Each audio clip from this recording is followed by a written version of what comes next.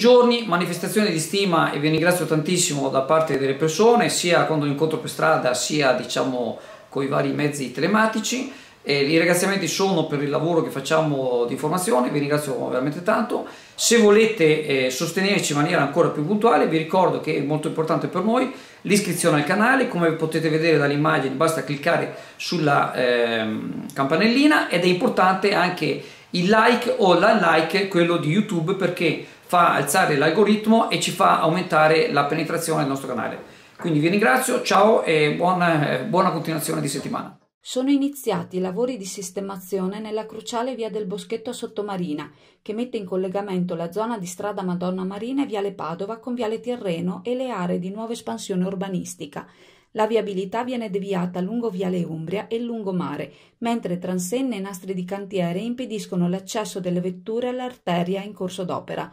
Nel progetto del comune è prevista la realizzazione di un marciapiede fino alla casa di riposo, mentre il lato opposto sarà ciclabile. Ciò sarà possibile, spiega l'assessore ai lavori pubblici Alessandra Penzo, anche recuperando spazio dall'abbattimento di alcuni edifici nell'area ex Cichito, dalla bonifica dall'amianto e dalla pulizia generale, anche dagli arbusti cresciuti nel tempo. Stiamo valutando con gli uffici la possibilità di creare un parcheggio temporaneo.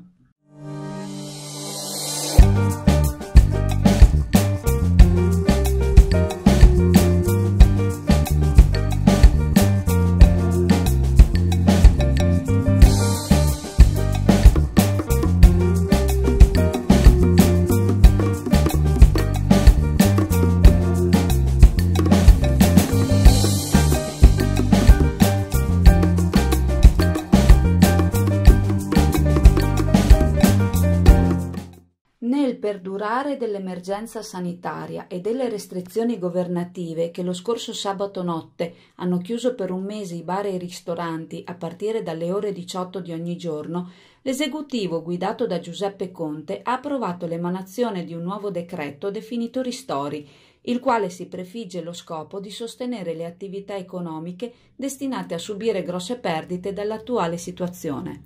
Nel decreto, tra gli altri provvedimenti, sono previsti contributi a fondo perduto per oltre 2 miliardi di euro.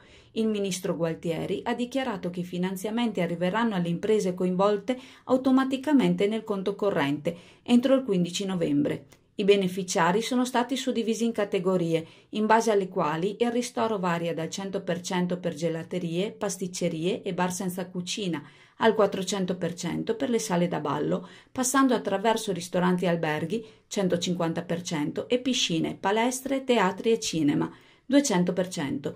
I contributi comunque non saranno superiori a 150.000 euro per ogni singolo destinatario. Inoltre, le assunzioni di agenti della polizia locale da parte dei comuni saranno svincolate dalle limitazioni finanziarie vigenti. Vengono destinati 85 milioni per la didattica integrata a distanza e creato un fondo di 50 milioni per le associazioni sportive dilettantistiche. Al turismo sono indirizzati 400 milioni in più, 100 milioni alle librerie e alla filiera editoriale. Ristorati con 200 milioni anche gli operatori delle fiere internazionali a cui partecipa l'Italia. Infine, i proprietari degli immobili sono esentati dal pagamento della seconda rata dell'IMU, con proroga di 10 settimane fino al 31 gennaio degli ammortizzatori sociali per i lavoratori, compreso il reddito di emergenza fino a tutto novembre. Sempre al 31 gennaio è prorogato il blocco dei licenziamenti, mentre una indennità una tantum di 1.000 euro sarà attribuita ai lavoratori stagionali dello spettacolo e del turismo.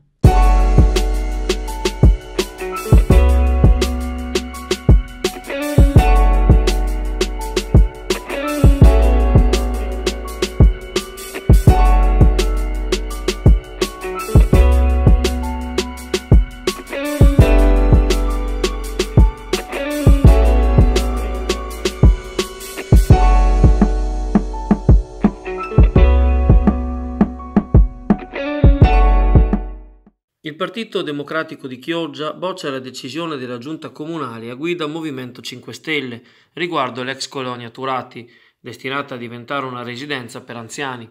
La segretaria Barbara Penzo, pur precisando di avere a cuore che l'immobile venga restituito all'utilità pubblica per la città, annota che per l'ennesima volta non c'è stata condivisione né trasparenza da parte della Giunta, che ha deciso al suo interno senza aprire un dibattito pubblico con le altre forze politiche e con la città.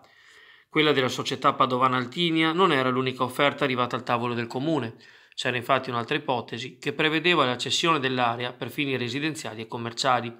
Entrambi discutibili, sostiene Penzo, ma certo una casa di riposo in quel luogo non è ciò che la città si aspettava. C'è bisogno di aumentare i posti per gli anziani, quando mancano ancora l'hospice, l'ospedale di comunità, l'assistenza domiciliare nel territorio, si chiede la consigliera del PD.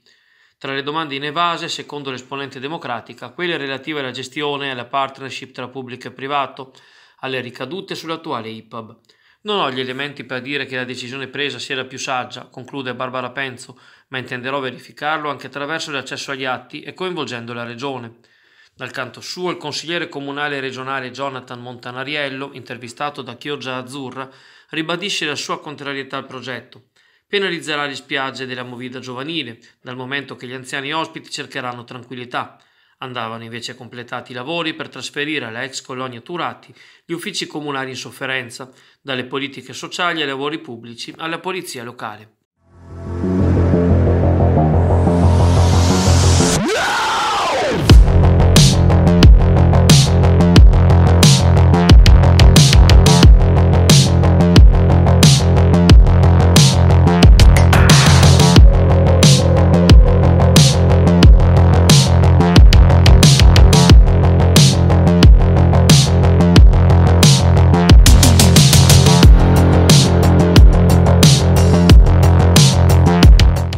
Sono tornati dagli studios di Cinecittà con in tasca tanti apprezzamenti e qualche porta aperta, ma senza la sedia di X Factor. Sono Riccardo Trevisan e Federico Garbin, in arte Wendy, duo pop di Chioggia che ha solo sfiorato la missione al prestigioso concorso musicale e televisivo di Sky. Chioggia Azzurra li ha incontrati nell'accogliente salotto dell'Osteria ai Coppi, dove hanno raccontato di non essere delusi dalla scelta finale di Manuel Agnelli al bootcamp, seguita ai 4 sì di tutti i giurati, e delle nuove prospettive iniziate già la scorsa primavera durante il lockdown. Ai 3 brani già pubblicati in video nella rete e che erano valsi l'avvicinamento da parte degli scout del programma, ora subentra la svolta con la creazione di brani in lingua italiana, destinati però a mantenere in toto l'atmosfera leggera, sognante e giovanile già apprezzata in precedenza, ideale per contrappuntare le immagini del telefilm girato in città da Luca Guadagnino. Nel team di lavoro, con il videomaker Cristiano Carugati e il fonico Luca Pagan, Riccardo e Federico proveranno ancora a lanciare la stella di Wendy nel firmamento nazionale, grazie a numeri sensibilmente cresciuti nei network, in forza della loro interpretazione di Madame di Renato Zero e Sexy Tango di Fabio Concato. Magari, quando tornerà a essere possibile, arriveranno anche i concerti dal vivo per il duo Chioggiotto dal respiro internazionale.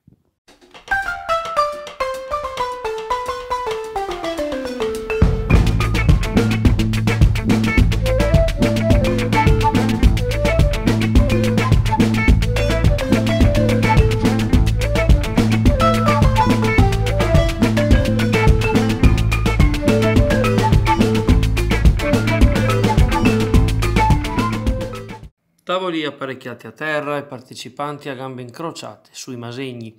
Si è svolta così, in campo Santo Stefano a Venezia, la manifestazione organizzata dai ristoratori ed esercenti contro le misure restrittive per il contenimento della pandemia, imposte dall'ultimo decreto del governo. In contemporanea con molte altre piazze italiane, dalle 11:30 di stamane, cuochi, baristi, camerieri, ma anche pasticceri e bagnini si sono dati appuntamento per protestare in particolare contro l'obbligo di chiusura dei locali alle ore 18. Una manifestazione pacifica promossa dalla Federazione Italiana Pubblici Esercizi e da Confcommercio in collaborazione con l'Associazione Esercenti dei Pubblici Esercizi e con l'Associazione Nazionale Banqueting e Catering, cominciata con l'esecuzione alla tromba del Silenzio e conclusasi sulle note dell'inno di Mameli. Gli esercenti sono allarmati per la drammatica situazione economica. Oltre 300.000 posti di lavoro nel settore rischiano di scomparire definitivamente, dichiara Ernesto Pancin, segretario di AEPE. Tutto questo oggi costa caro a noi, ma il conto lo pagherà tutto il paese. Arriva poi l'affondo contro il governo. Ci danno degli untori, prosegue Pancin, per coprire la loro incapacità di governare e trovare soluzioni ai veri centri di contagio, autobus, aerei, treni, metropolitane e vaporetti. L'articolo continua nel blog Venezia Moderna.